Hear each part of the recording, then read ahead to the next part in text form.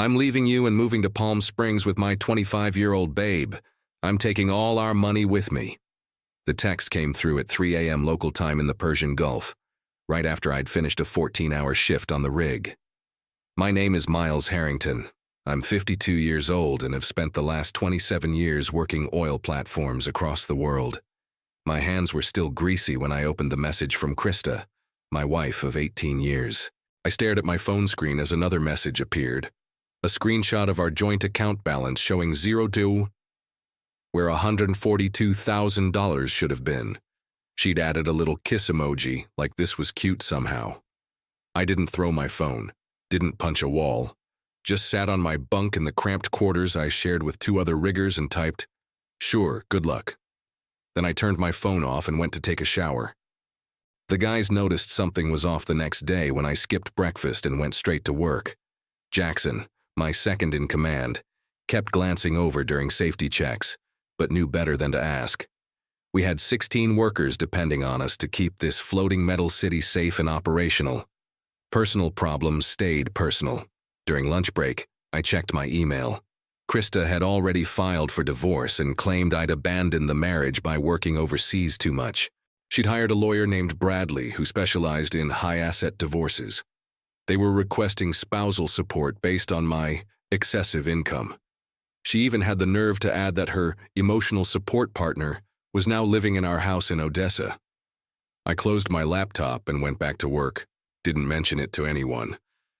That night, I wrote one email, not to Krista, but to my cousin Brendan, an accountant in Houston. "Time to activate Protocol Winter," I wrote. That was our code phrase from years back. No explanation needed. 3 minutes later, his response, "Already on it, don't respond to anything until you're stateside." I had 2 more weeks on this rotation. 2 more weeks of 12-hour shifts in 110-degree heat, while the life I thought I had dissolved back home. The guys would have understood if I'd asked for emergency leave, but what would that accomplish? Better to finish the job and draw the paycheck. When I turned in that night, the rig supervisor Vincent stopped by my quarters. "Everything stable?" He wasn't just asking about the drilling operation. "Everything's under control," I replied. And it was. More than Krista would ever know. I met Krista 19 years ago at my buddy's fishing supply store in Odessa. She was 31 then, working the register, full of jokes about city folks who thought catching bass was complicated. I was 33, already 10 years into oil work, home between contracts and helping my friend stock inventory. We got married 11 months later. Fast, but it made sense at the time. I'd already built a good life, owned my house outright from a lucky investment in a small producer that got bought out, had a steady career path on the international rigs. She said she admired my stability, my focus. I admired her spirit, the way she could talk to anyone. The rotation schedule was always the challenge. 2 months on, 1 month off in those days. But the money was exceptional. I could earn in 6 months what most people in our town made in 3 years. We agreed it was worth it. She'd hold down the home front.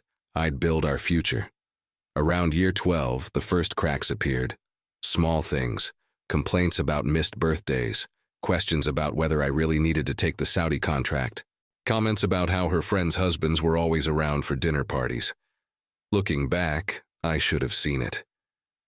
The year I turned 47, she stopped asking when I'd be home, stopped sending photos of what she was doing. Our video calls got shorter, but I dismissed it as the natural evolution of a long-distance marriage, comfort replacing excitement. Routine replacing uncertainty.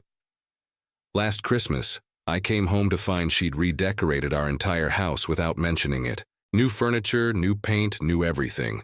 When I asked about it, she just said, I needed a change. I didn't ask what kind of change she meant. 2 months ago, I noticed transfers from our joint account to one I didn't recognize. House repairs, she explained. The foundation needed work. I drove by the house before leaving for this rotation. No sign of construction, but there was a black Audi I'd never seen parked in our driveway. 4 weeks ago, she stopped answering my calls altogether. Just texts saying she was busy with a new project. I almost flew home early then. Instead, I convinced myself to trust my wife of 18 years. 3 days ago, Our neighbor Harold sent me a photo of a moving truck in front of our house. Thought you should know, was all he wrote. I didn't reply, just waited. Sometimes the best thing a man can do is nothing at all. Sometimes the truth reveals itself. I finished my shift the day after Krista's text and headed back to my quarters. The satellite phone rang. It was Brendan. "You sitting down?" he asked. "Just tell me." He didn't sugarcoat it. She's been planning this for at least 14 months. Regular transfers to a separate account under her maiden name. Started small, 2,000 here, 3,000 there. Then bigger amounts over the last 90 days. Total of $214,000 moved, not just the $142,000 from your joint account. The room seemed to tilt sideways for a moment. That was significantly more than what showed in our joint savings. "There's something else," Brendan continued. "She changed your beneficiary designations on the life insurance policy 6 months ago, and she took out a $40,000 home equity line of credit against the house. Forged your signature on that one." I sat on the edge of my bunk, suddenly aware of the deep hum of the rig's generators beneath me. 18 years together. Nearly 2 decades of life shared, and she'd been methodically erasing me from it piece by piece for over a year. "The guy?" I finally asked. "Devin Forrester. 25, like she said. Former personal trainer. No significant employment history in the last 3 years. 3 previous relationships with women over 45. Each ended within 18 months. I didn't need the pattern spelled out. "And Miles," Brendan's voice dropped lower. "There are credit card charges for 2 one-way tickets to Palm Springs, dated for next Tuesday." That was 3 days from now. She hadn't just left me, she was disappearing, trying to vanish with everything before I even made it home. I hung up and sat in the darkness of my quarters for a long time. Didn't turn the lights on, just sat there, watching memories rearrange themselves in my mind like puzzle pieces falling into a different picture. The late-night phone calls she'd take outside. The sudden interest in fitness 3 years ago. The complaints about money despite our comfortable savings. What hit me hardest wasn't the betrayal, it was the planning. The calculated, patient dismantling of our life while smiling to my face, while accepting the money I sent home, while telling me she missed me. Something shifted inside me then. The hurt crystallized into something harder, colder. I walked to my locker and pulled out my laptop. Accessed the email account only Brendan and I knew about. Logged into the holding company we'd established 8 years ago after I watched a colleague lose everything in a divorce. Winterlight Holdings, my grandmother's maiden name, and the creek running through our property combined. The account balance loaded, $1.6 million. I'd been diverting 70% of my income there for 8 years. Legal, declared on taxes, but separated from our marital assets through the corporate structure Brendan had designed. I sent a single email to my lawyer in Houston. Proceed with Operation Cold Return. Then I closed my laptop and went to the mess hall for coffee. For the first time in days, I felt hungry. I landed in Houston 38 hours after my rotation ended. Brendan met me at the airport, handed me a burner phone and a folder of documents. "She's been calling your regular number nonstop since yesterday," he said as we walked to his car. "The bank froze the account she transferred the money to. Standard procedure for large, unusual movements. They're requesting you come in person to verify." She doesn't know I'm back. No one does except me and Thomas. Thomas was my lawyer. But that's not the most interesting development. He pulled out his tablet and showed me a series of text messages. They were between Krista and someone saved as D. I skimmed through them. Plans for their new life. Jokes about me working overseas while they spent my money. Details about the house they'd already put a deposit on in Palm Springs. But one exchange from 2 days ago caught my attention. Krista, bank froze the money. Need Miles to verify in person. What do we do? D, he's still on the rig for 10 more days. Tell him there's an emergency with your mom. Get him to authorize you to handle it. You're still his wife. Krista, he's not answering my calls. D, try harder. We need that money before the house closing next week. Or we need to look at Plan B. Krista, I'm not comfortable with Plan B. D, it's just insurance money. He works a dangerous job for a reason. People have accidents all the time. I handed the tablet back to Brendan. My hands were steady but cold. These are admissible? I asked. They're from the cloud backup of her phone. She used your Apple account credentials to set up her new phone last year. Never change the password. Everything syncs to your cloud storage. We drove straight to Thomas's office. He'd already prepared divorce papers, a criminal complaint for the forgery on the home equity loan, and an emergency motion to freeze all assets. There's a complication, Thomas said once we were seated. She's filed a domestic violence claim against you yesterday. Says she left because of ongoing emotional abuse and financial control. Claims she was in fear for her safety. That's absurd, I said. I've been 6,000 miles away for the past 7 weeks. Doesn't matter. It's a tactic to gain sympathy with the judge and justify taking the money. Her lawyer's pushing for an emergency hearing tomorrow to get a restraining order against you and exclusive use of the house. So she wants to ban me from my own property while her boyfriend lives there? Thomas nodded. And there's more. The home equity loan, she already spent it. Transferred it to an LLC registered to Devon Forrester 3 days after receiving it. I took a deep breath. Options? We counter-file immediately. Fraud, forgery, alienation of affection, criminal conspiracy based on those text messages. We request an emergency freeze on all her accounts and the LLC. And he slid a document across the desk. We file this. I looked down at the paper. Motion to dismiss domestic violence claim with evidence of perjury. What evidence? Thomas smiled thinly. Your location data from your company's security badge shows you've been on that oil platform for 7 continuous weeks. Your passport entry and exit stamps confirm it, and I subpoenaed your phone records showing all calls between you two for the past year. Nothing suggesting arguments or threats. I signed where indicated. One more thing, Thomas said. We need you to appear surprised when she's served. She can't know you're back yet. For now, you're still officially at sea. I nodded. I can do that. As I left Thomas's office, my phone buzzed with a text from Krista to my regular number. Please call me. It's an emergency. I need you. I didn't respond. The trap was set, but not by her. I stayed at Brendan's place that night, sleeping better than I had in weeks. The next morning, I logged into the security camera feed for our house in Odessa, a system I'd installed 3 years ago and maintained remotely. Krista had either forgotten about it or assumed I couldn't access it from overseas. The footage showed a young man lounging by the pool, our pool, drinking from my collection of whiskey and wearing what looked like my old college sweatshirt. He was on my phone with someone laughing, feet up on the outdoor furniture I'd built by hand. While I watched, Krista came into frame. She looked anxious, pacing as she talked. I couldn't hear the audio, but her body language was clear. Things weren't going according to plan. Brendan came in with coffee. You should see this, he said, opening his laptop. He'd spent the night diving deeper into Devon Forrester's background.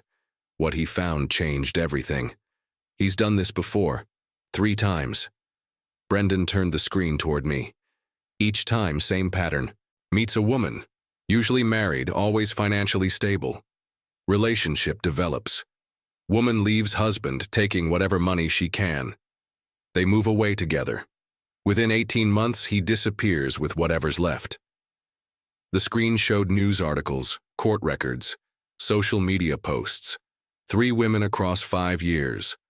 All left financially ruined. One still paying off credit card debt Devon had accumulated in her name. There's more, Brendan said quietly. He was briefly a person of interest in the death of his second girlfriend's ex-husband. Suspicious car accident 6 weeks after the divorce filing. Man went off a cliff on a road he'd driven for 20 years. No charges were ever filed, but the implications hung in the air between us. My phone rang, Krista again on my regular number. I let it go to voicemail. You should hear this, Brendan said, playing the message on speaker. Miles, please. I need you to call the bank. Her voice cracked with what sounded like tears. There's been a misunderstanding with our account. I was just moving money to a safer investment like we talked about, but the bank froze everything. I can't access any funds. Please call them and tell them it's okay. I'm really scared. We talked about no such thing. The performance was convincing. I'd have believed her 2 weeks ago. She's desperate, Thomas said when we met him for lunch. The house closing in Palm Springs is in 5 days. They need that money. What's our next move? I asked. The emergency hearing is this afternoon. Judge Winters is presiding. She has zero tolerance for false domestic violence claims. We have your documented alibi ready. And the bank funds? We've filed to have them returned to you exclusively, but there's something else you should know. Thomas slid a folder across the table. Your neighbor Harold sent these to my office this morning. Inside were photos of furniture being loaded into a moving truck. My furniture. Family heirlooms. Things that had been in my family for generations. They're clearing out the house, Thomas confirmed, planning to disappear whether they get the bank money or not. I closed the folder and handed it back. Change of plans. Both men looked at me. I want to go home. That's not advisable before, Thomas began. Not to confront them, I clarified. To watch, from Harold's place. I want to see this with my own eyes. Brendan and Thomas exchanged looks, and I want to be there when they're served. Not hiding behind legal papers. I want Krista to see my face when her world collapses. Thomas nodded slowly. I'll arrange it. As we left the restaurant, a text came through on my burner phone. It was from Harold. They're packing your grandfather's desk now, the one you restored. Thought you'd want to know. Some thefts go beyond money. Some betrayals cut deeper than others. This had just become personal in an entirely new way. The 6-hour drive to Odessa gave me time to think. Thomas arranged for the sheriff to serve papers at 9 a.m. the next morning. Brendan set up surveillance from Harold's house across the street, where I'd stay overnight. Everything was in place. Harold greeted me with a silent handshake when I arrived just after midnight. He was a retired petroleum engineer who'd worked rigs himself for 30 years. No explanations needed. She has no idea you're watching? I asked once we were inside. None. They've been busy packing all day, loading the good stuff, leaving the rest. He pointed to his front window, which had a clear view of my driveway. 2 moving trucks came and went, big ones coming tomorrow morning for the last load. I nodded, processing the information. Anyone else been by? Some woman with a clipboard yesterday. Looked like a real estate agent. That was unexpected. They're selling the house? Listing it, looks like. Saw her taking pictures. I called Thomas, who promised to check property records first thing in the morning. At 3 a.m., unable to sleep, I sat at Harold's kitchen table reviewing the documentation Brendan had prepared. Bank records showing Krista's systematic draining of our accounts. Phone records revealing hours of calls to Devon going back over a year. Credit card statements showing hotel charges in our own town on days she claimed to be visiting her sister. There was a cold clarity in seeing the evidence laid out. Not just a momentary betrayal, but a calculated extraction. A deliberate dismantling of everything we'd built piece by piece. By sunrise, Thomas had texted confirmation. Krista had listed our house with a real estate agency 2 days earlier. Asking price was 30% below market value, priced for a quick sale. She'd forged my signature on the listing agreement. At 8:30 a.m., I watched from Harold's kitchen window as Krista and Devon loaded the last items into Devon's black Audi. Small valuables, easy to transport. My grandmother's silver picture frames, the antique watch my father had given me before he died. At 8:45 a.m., a large moving truck pulled up. 3 men got out and approached the house, right on schedule. At 8:55 a.m., an unmarked car parked directly behind the moving truck, blocking it in. 2 sheriff's deputies and a woman in a business suit emerged. Thomas had sent a court officer along with them. It's time, I said to Harold. I walked across the street as the deputies approached my front door. Krista answered, her expression shifting from irritation to confusion as the officers identified themselves. Mrs. Harrington, we have paperwork to serve you and the gentleman on the premises. I stayed just out of sight, watching from the edge of the driveway as the color drained from her face. She called for Devon, who appeared behind her, his arms sliding possessively around her waist. That's when I stepped into view. The look on Krista's face was one I'll never forget. Shock giving way to fear, then calculation. Devin just looked confused. "Miles," she whispered, "you're supposed to be on the rig." "Surprise," I said quietly, nodding to the deputies to proceed. They handed over the stack of documents. Emergency restraining order against them, freezing of all assets, criminal complaint for forgery, nullification of the home listing, and notice of divorce proceedings citing fraud and criminal conspiracy. "You can't do this," Devin spoke up, puffing out his chest. "She's afraid of you. We have a domestic violence claim." "Dismissed this morning by Judge Winters," I interrupted. "Hard to abuse someone from 6,000 miles away. The judge was particularly interested in the text messages discussing your Plan B involving my insurance policy." His face went slack. Krista stepped forward, tears already forming. "Miles, this is all a misunderstanding. I was just saving our documents," I finished for her, gesturing to the moving truck. "Protecting our assets by emptying our house, planning our future by selling our home without telling me?" She had no answer for that. "You have 30 minutes to remove personal items only," the court officer stated. "Clothing and toiletries. Everything else stays pending court inventory." As they went inside under supervision, I turned to walk away. "Where are you going?" Krista called after me. I didn't look back. "Home." The hearing took place 3 weeks later. I sat at one table with Thomas, Krista and her lawyer at another. Devin was conspicuously absent. He'd disappeared 2 days after being served, taking Krista's remaining cash and jewelry with him. A familiar pattern, just as Brendan had discovered. The judge reviewed the evidence methodically. Bank records, forged documents, text messages, location data. When she reached the messages discussing Plan B and insurance money, she stopped reading and looked directly at Krista. "Mrs. Harrington, are you aware of the penalties for conspiracy to commit insurance fraud or worse?" Krista's lawyer whispered urgently in her ear. "It wasn't like that, Your Honor," Krista stammered. "Devin was just joking. I never would have—" "Save it for the criminal proceedings," the judge interrupted. "This court's jurisdiction is the division of assets and dissolution of marriage." She continued reading through the documents, occasionally shaking her head. When she finished, she set the papers down and removed her glasses. "In my 30 years on the bench, I've rarely seen such a clear case of premeditated financial deception in a marriage." She looked at Krista. "You systematically drained joint accounts while forging documents and planning to flee the state with marital assets." Turning to me, her expression softened slightly. "Mr. Harrington, while your creation of separate accounts through a holding company might seem questionable to some, the court finds that you consistently paid household expenses, filed proper taxes, and made no attempt to hide assets from the government, only to protect them from potential future claims." Her ruling was swift and final. All assets transferred by Krista would be returned to me. The house remained solely my property. Krista's claims for spousal support were denied. And most satisfyingly, she referred the forgery and conspiracy evidence to the district attorney's office for potential criminal charges. As we left the courtroom, Krista tried to approach me. I just kept walking. Some victories need no words. 6 months later, I stood on the porch of my cabin in the mountains outside Missoula, Montana.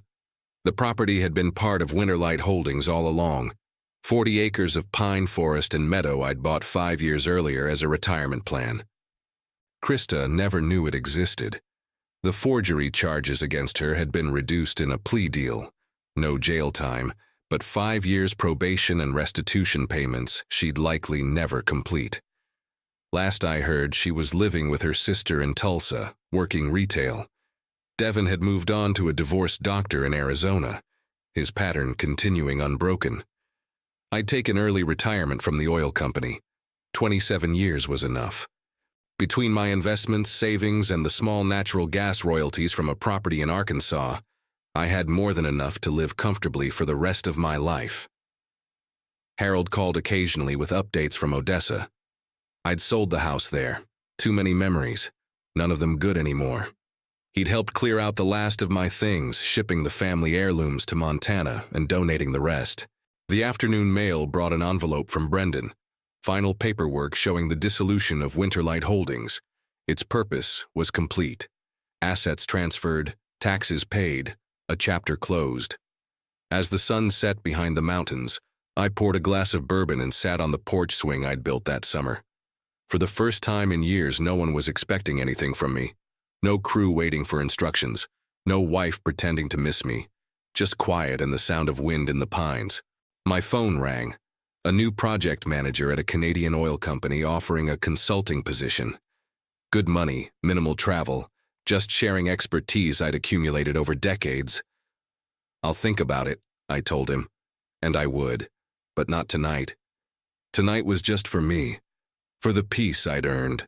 For the life I was finally living on my own terms.